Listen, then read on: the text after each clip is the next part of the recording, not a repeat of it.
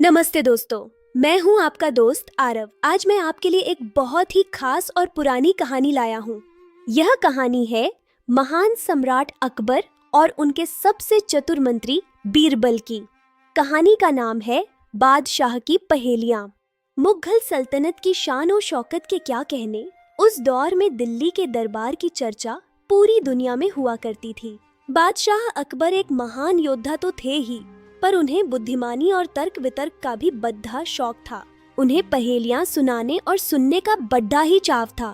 दरबार में अक्सर पहेलियों का दौर चला करता था। वे पक्के पहेलीबाज थे। वे दूसरों से पहेली सुनते और समय समय पर अपनी पहेलियां भी लोगों को सुनाया करते थे। एक दिन दरबार लगा हुआ था। बादशाह के मन में एक नई पहेली आई और उन्होंने बीरबल को अपने पास बुलाया। बादशाह ने कहा, बीरबल, ऊपर ढक्कन नीचे ढक्कन, मध्य मध्य खरबूजा, मों छुरी से काटे आपहीं, अर्थ तासु नाही दूजा। बीरबल ने आज से पहले ऐसी पहेली कभी नहीं सुनी थी। वह बेचारा तो पूरी तरह से चकरा गया। उसे उस पहेली का जरा भी अर्थ समझ नहीं आ रहा था। वह मन ही मन सोचने लगा कि आखिर ये क्या बला है। बीरबल बोला, जहाँ पनाह, मुझे कुछ दिनों की मोहलत दी जाए तो मैं इसका अर्थ अच्छी तरह समझकर आपको बता सकूंगा। बादशाह ने हंसते हुए उसकी बात मान ली। बीरबल ने अपनी पोटली उठाई और महल से बाहर निकल पड्ड दहा। बीरबल पहेली का अर्थ खोजने के लिए निकल पड्डीशा। वह दिल्ली की गलियों से होता हुआ बाहर की ओर बढ़ा। वह कई शहरों और बाजारों से गुजरा। उसने बड्ढे बड्ढे विद्वानों से बात की, पर कोई भी उस पहेली को नहीं सुलझा पाया। दिन बीतते गए, पर जवाब कहीं नहीं मिला। अब बीरबल घने जंगलों और उबडट खाबद्द रास्तों से गुजर रहा था। चलते चलते वह एक दूर दराज के गांव में पहुंचा। गर्मी के दिन थे और रास्ते की थकन ने उसे बेहाल कर दिया था। प्यास और थकान इतनी थी कि अब एक कदम भी चलना मुश्किल था। तभी उसे सामने एक छोटा सा घर दिखाई दिया। वह विवश होकर उस घर के भीतर चला गया। वहां एक नन्ही लड्डचकी बद्दी ही तन्मयता से खाना बना रही थी। बीरबल ने उस बच्ची से पूछा, बेटी, तुम क्या कर रही हो? उस लाडकी ने जो जवाब दिया, वह सुनकर बीरबल के होश उड़ गए। लड्ढकी बद्धे आत्मविश्वास से बोली, आप देख नहीं रहे? मैं बेटी को पकाती हूँ और माँ को जलाती हूँ। बीरबल तो सुन्न रह गया। उसने सोचा, भला ये बच्ची क्या कह रही है? क्या कोई बेटी को पका सकता है? अपने आश्चर्य को दबाते हुए उसने फिर पूछा, अच्छा बेटी, ये तो बताओ कि तुम्हारे बापू कहाँ हैं और क्या कर रहे हैं? लड्ढकी ने मुस्कुराते हुए कहा, वह मिट्टी में मिट्टी मिला रहे हैं। बीरबल को लगा कि शायद वह किसी सपने में है।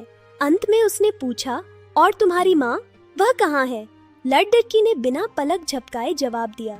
लड्ढकी बोली, वह तो एक को दो कर रही हैं। बीरबल ने मन ही मन सोचा कि ये सारा परिवार ही पहेलीबाज है।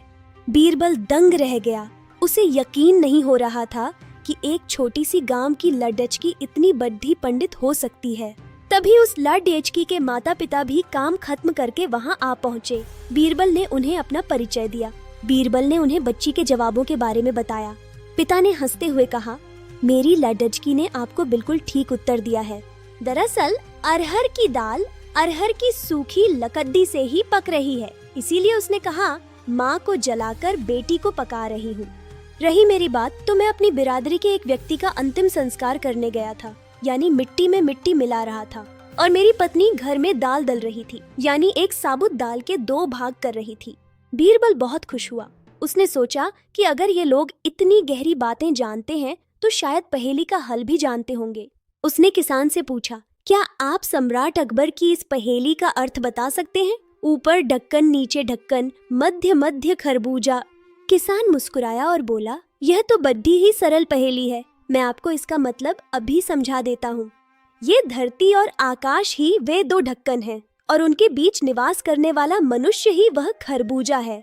जैसे समय बीतने पर मोम पिघल जाती है, वैसे ही मौत की छुरी आने पर मनुष्य का जीवन खत्म हो जाता है। यही पहेली का रहस्य है। बीरबल किसान की इस अद्भुत बुद्धिमानी को देखकर दंग रह गया। उसने तुरंत उन्हें धन्यवाद दिया। बीरबल ने उन्हें उचित पुरस्कार दिया और खुशी खुशी दिल्ली की ओर अपने घोड़े पर सवार होकर प्रस्थान किया। रास्ते भर वह उसी पहेली और उसके अद्भुत अर्थ के बारे में सोचता रहा। वह जल्द से जल्द बादशाह को जवाब देना चाहता था। दिल्ली पहुंचकर बीरबल सीधे दरबार में पहुंचा। बादशाह अकबर उसकी राह ही देख रहे थे। बीरबल ने सबके सामने बादशाह की पहेली का अर्थ विस्तार से समझाया। सुनकर सारा दरबार हैरान रह गया।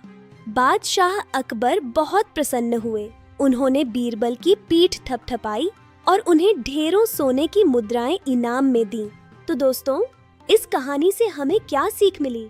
यही कि दुनिया में कोई भी पहेली इतनी कठिन नहीं जिसका हल चतुराई से न निकाला जा सके। उम्मीद है आपको यह कहानी पसंद आई होगी। ऐसी ही और मजेदार और बुद्धिमानी भरी कहानियों के लिए हमारे साथ बने रहें। जल्द ही मिलेंगे एक नई और दिलचस्प कहानी के साथ। तब तक के लिए अपना ख्याल रखें और मुस्कुराते रहें। Bye bye.